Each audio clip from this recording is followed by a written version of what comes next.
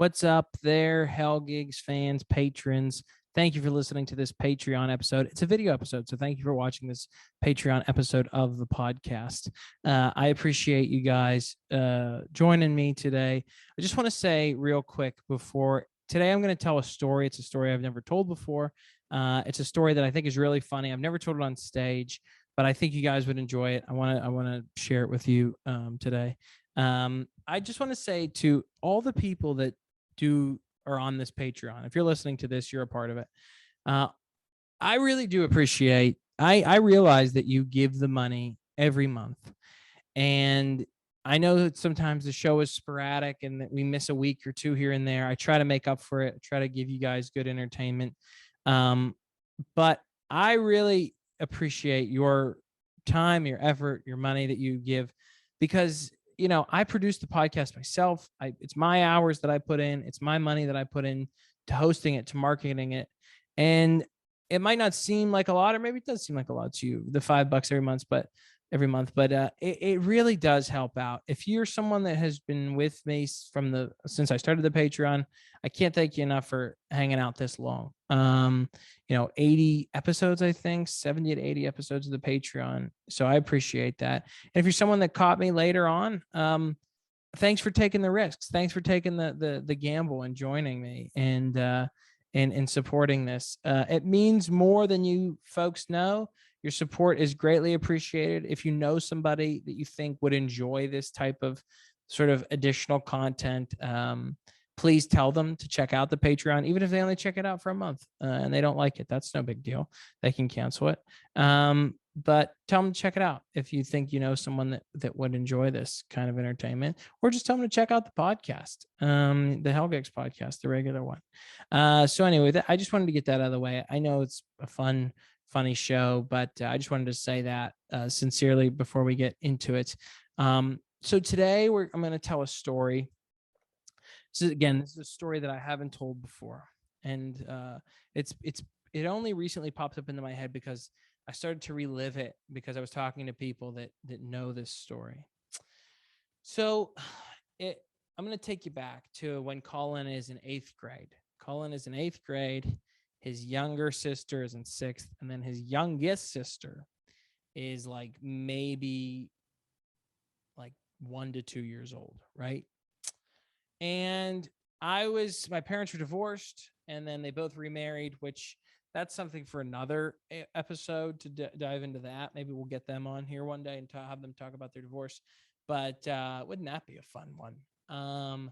But they both were remarried. So at the time, both my parents were remarried, and my mom was remarried to this guy. He owned a restaurant in Mount Oliver, and he was living with us, and obviously they were married. My mom had a house. It was our grandparents' old house in Pittsburgh, classic. Just, it had that grandparent feel, you know what I mean? Game room, gravel driveway. That's very important to the story. The gravel driveway is very important to this story.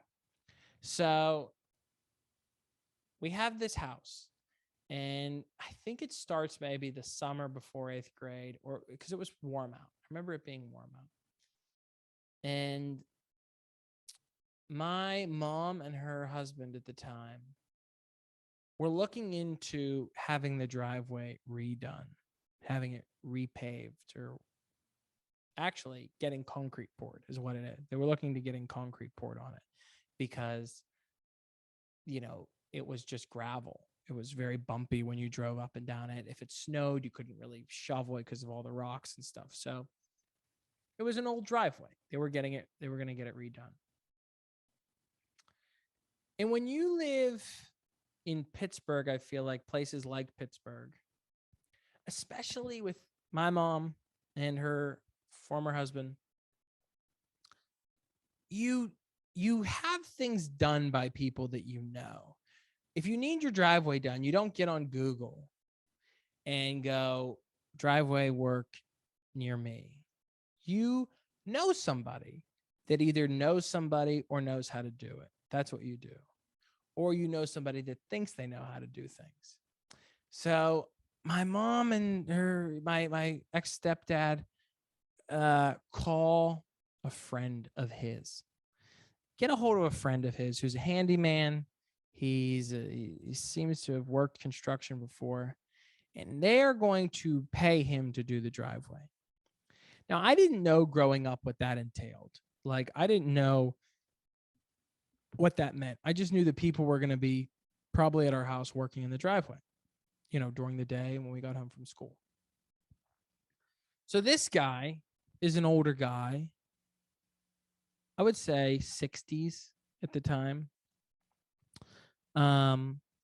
He starts showing up to our house with like construction stuff and a cement mixer, and he's got this other guy that's working with him, a much younger guy who's sort of like the gopher on the, it's just a two-man crew.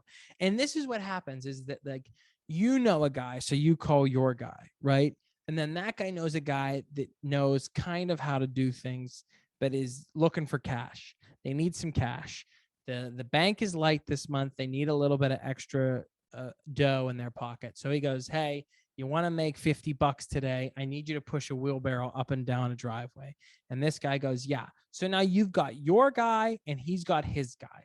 We got two guys. We got two guys that somehow are all connected to us in our driveway working.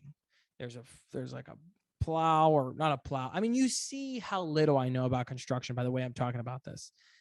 We had like a bulldozer, dump truck thing, there was always just things in and out of our driveway, and they would be left there overnight. So when you're a kid, you're like, this is kind of cool. Like, you could climb on this stuff. No one's watching. No one's making sure that you're not, like, we're playing in an active construction site, essentially. No one's poking their head out and be like, hey, don't play with that, bobcat or whatever it is. Not if you're not familiar with construction. I mean, I was in the biz for a little bit, in the construction biz. A bobcat is like a machine thing that maybe does this. It's not the animal. But so this guy comes over, and it's sort of sporadic. Like, I don't really know much about him. He's an older guy. He's doing pretty manual back-breaking work for an older dude. I know that he was a friend of my stepdad at the times. They were friends. He used to come into his restaurant. That's sort of how they knew him. I think he might have done some other work for him. And so you call this guy, and he's he would show up for like a couple days. He would do some work, then he wouldn't be there for a couple days. Then he would show back up, and he would do some more work. And they ripped up the whole driveway, and you'd see him every once in a while. But here's the thing: my mom is a nurse, and was at the time. She is a nurse. She was a nurse at the time this is going down. 35 years. Congratulations to her. She would work, long shifts. And my stepdad at the time worked in a restaurant, so he would also work long shifts. But it usually wasn't ever at the same time, because someone had to be home for the children and the baby. But there got to be some times where, like, he would have to run to work, and she would be on her way home from work. And there's like a 2 to 3 hour window that there's no adult present. So the next step of this story is, and here's the thing, a little backstory on this guy that I found out later. He may / definitely did. I shouldn't say his name. His name is Mike. Because I need to say a name. His name is Mike, and he's not going to listen to this because he doesn't know what the internet is, I don't think. He'll never find this. There are people that are listening to this right now that go, my God, I can't believe he just said his name. But so there's this time when I'm in 8th grade, my other sister's in 6th grade, my other sister's like 1 or 2 years old. There are some nights where there are no adults at the house. So but there is an adult in the driveway. There is an adult in the driveway. I don't want to say he's a stranger. He's not somebody that I knew very well. He's in the driveway. So it happened once, and then it happened more, that we were kids, and if there wasn't an adult home, the guy that was working on our driveway during the day, who may or may not have had a drug problem, became our go-to babysitter. He was already there. why don't you just come on in and watch the kids for a couple hours while you're at it, right? Might as well. This guy watched us. He babysat us for quite some time in between both of the adults in the house coming and going from work. Now, this guy also, I wouldn't say he was perfectly set up to watch kids. It might have been the first time he's ever watched kids. I don't know if he has kids, but it was definitely seemed like if it wasn't the first time, it had been a while since he watched kids. Here's what he would do. He would work on the driveway. We'd get home from work. We'd get the baby. One adult would leave, right? And we'd have about 2 to 3 hours before another adult comes. But we're talking, homework time, dinner time. We're talking, these are prime adulting hours. When you really need an adult present, this is what we're talking about. We're talking from like 3 p.m. to 6, maybe 7 p.m. These are the very crucial hours of the day when children who are in school and babies need adults to be present. In the morning, during the day when they're at school, not so much. At night, they're sleeping, whatever. I'm not saying that you shouldn't be there. I'm not trying to get people to leave their children. I'm just saying this was a crucial time that children would have needed parents around. And God bless my dad, who he was like, "Are you guys good?" Like he had asked, "We're good." And as kids, we were just like, "Yeah, we're good. We're fine." And we were fine. But this guy would come in. This was his thing. And this is all like now running back to me. And here's why I saw him recently. And I've started to remember these stories. Here's what his schedule of the day looked like. He would work on our driveway for about 5 to 6 hours during the day. He'd get there after we went to school. He would come into our house. I think he would crack a beer. He would recline in our living room on our chair, full of cement and dust and dirt, and he would fall asleep. Usually to, the 4 o'clock television, Judge Judy, maybe it's early round of news. I don't know if Maury Povich was on, maybe a Steve Wilkos. We're talking about 4 o'clock daytime, still daytime TV, not soap operas, but we're transitioning into the evening. Usually a Judge Judy, or Judge Joe, or Judge Maurice, or Judge, whatever judge was on TV, he was probably turning that on and then shutting down immediately. He was falling asleep. He just worked 5 to 6 hours a day in our driveway in the beating sun. He's tired. So he falls asleep. We got the baby. We're the prisoners now run the asylum. We're just hanging out, buying time until he gets up. He gets up. Now it's about 5 o'clock. It's dinner time. This guy either goes to the grocery store to get stuff for dinner, or he uses the groceries we have at home, and he now makes us dinner.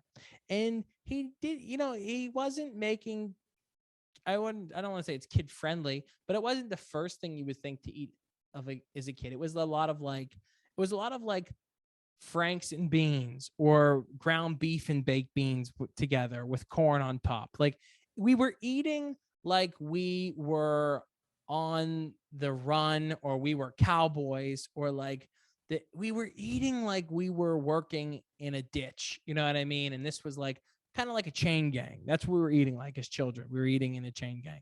A lot of not a lot of vegetables. There wasn't a lot of vegetables present. It was usually some sort of chili, sort of soupy mix thing that we were eating out of a bowl with him. And then it comes, now it's homework time. So this guy is helping us do homework. And here's the thing. This guy was I found this out later. He was like, again, I don't want to say that he had a drug problem, but he definitely had a drug problem. I never saw him do drugs, but I had heard that he had liked the booger sugar. He had liked the magic dust. He liked to go skiing, if you know what I mean. He liked the cocaine. He skied. He skied a lot, it seemed like. And so he would tutor us or help us with homework, and we actually never did homework. What he would just tell us, he was like a conspiracy theorist. He was far, and I really politically, I'm pretty right down the middle. I probably lean left, but whatever. It doesn't matter for this story because this guy was so far left that he was like an anarchist. He like didn't trust the government. He was conspiracy level. I guess you could say maybe libertarian. I don't know. He was a lunatic is what he was. And he was in charge of mine and my sister's well-beings for 3 hours every couple of weeks. So he would tell us, like, I was in 8th grade and he would be like, we have to get rid of the Federal Reserve. The Federal Reserve is the biggest scam of all time. The Federal Reserve is corrupt. We need to take the Federal Reserve down. And I would go to 8th grade the next day to my Catholic school with 10 kids in the grade, including myself, and be like, we got to take down the Federal Reserve. And the nice thing about Catholic school, private school, is that there's not a lot of, unless it's like a good Catholic school, like a boarding school almost, there's not a lot of like an academy. You're going to find teachers there that are pretty like aware of what's going on. At this school was more of just like, there was just sort of parents that became teachers out of necessity. So they didn't really raise the alarm. The alarm wasn't sound. I don't know. I have a hard, if you're wondering like, oh, why does Collin sometimes mess up words in the podcast? It's because during my 8th grade career, when I was supposed to be getting an education, I was coming home and having a guy who poured concrete for a living tell me that the big banks are destroying America. He would tell me that we have to get rid of like JP Morgan and Chase. But anyway, he would tell me the pros and cons of socialism. I'm in 8th grade. I'm like just beginning to learn algebra. And he's like, listen, I'm not saying that socialism is bad. I'm not saying that socialism is good. I'm just saying that, on paper, here's what it is. And it's like, okay, cool, man. Can you not help me with this art project I have? Or should I just wait till my mom comes home in 45 minutes and then you leave? So anyway, I'm jumping all around, but this story is crazy. So like this happens for a little bit. It didn't happen for a year, but it was a more than once occasion. It was definitely more than once and definitely more than twice. This guy was babysitting us and me and my 2 younger sisters, one who was like 1 or 2 years old. And this was just the norm.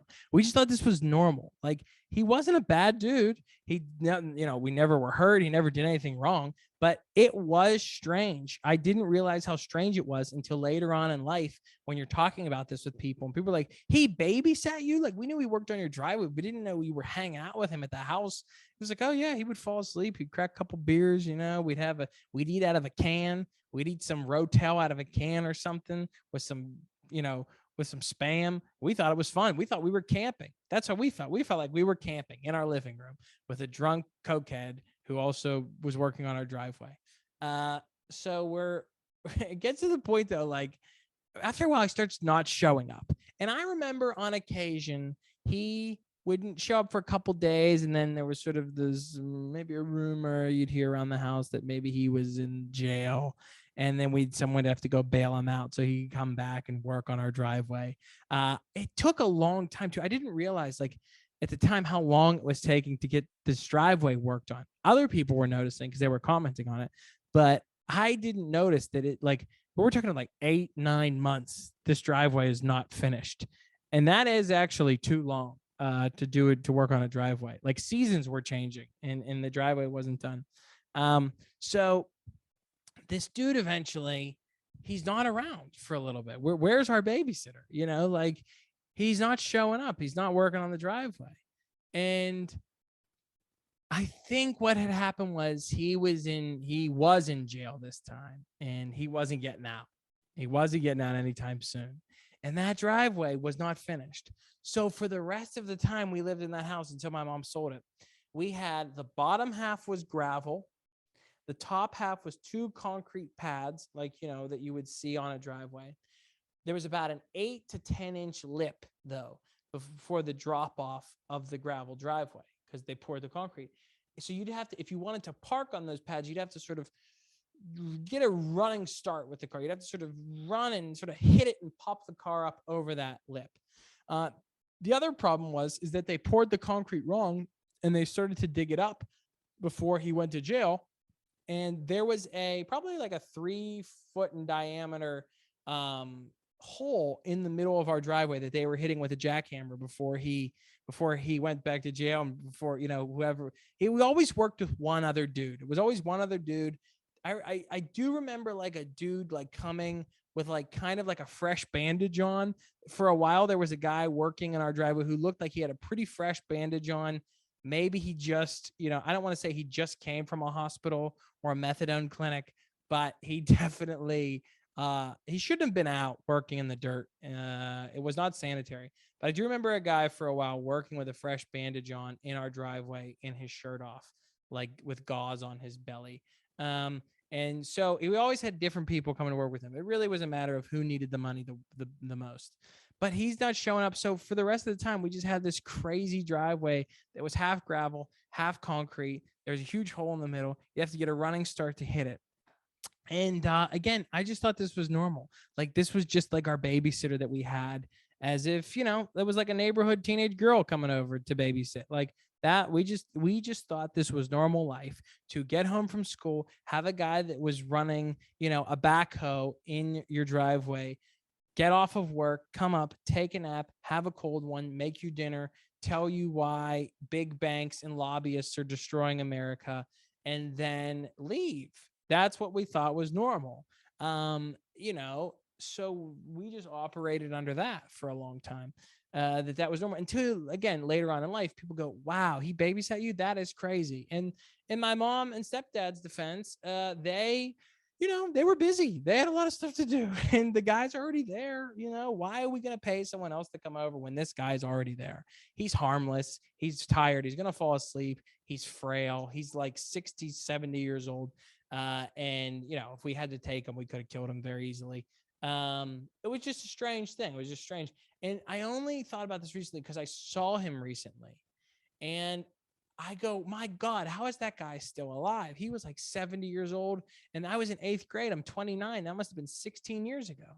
Here's why I think he's still alive, is because he actually looked older than he was. He might have been 50. He might have been 55 and looked like he was 70. He might be 70 now. And let me tell you, he looks rough. He looks rough, and he does not remember me. Does it offend me that he doesn't remember me? A little bit. Yes, it does offend me, because he made an impact on my life. And I was upset that I did not make the same impact on his. We basically had Jimmy Hoffa telling, I was going to 8th grade talking about unions and war tactics, talking about drone strikes. I was going to school talking about drone strikes and George Bush and 9/11. I was going to 8th grade talking about if 9/11 was an inside job. That's what I was doing. That's what I was doing in 8th grade, talking about 9/11 might be an inside job and Osama bin Laden. And because that's what I was hearing with my babysitter. I did not make an impact on his life. So this is just a story I've never told before. It's a story some people know, but I think it's a funny story. I wanted to just tell you guys, see if there's anything funny there. Maybe I'd turn it into a bit one day for the stage, but for now, it's ours. It's ours, and I hope you enjoy it. There's no crazy ending to this story. I didn't see him for a long time, and then about 16, 17 years later, I saw him, and he looked rough. He did not remember me. But thank you for listening to this. I hope that you enjoy it. If you think you know someone that would like to hear the story, tell them to join the Patreon, even if it's just for this, and then they cancel. I don't care. But thank you for listening, and be safe out there. And I hope to see you guys all real soon.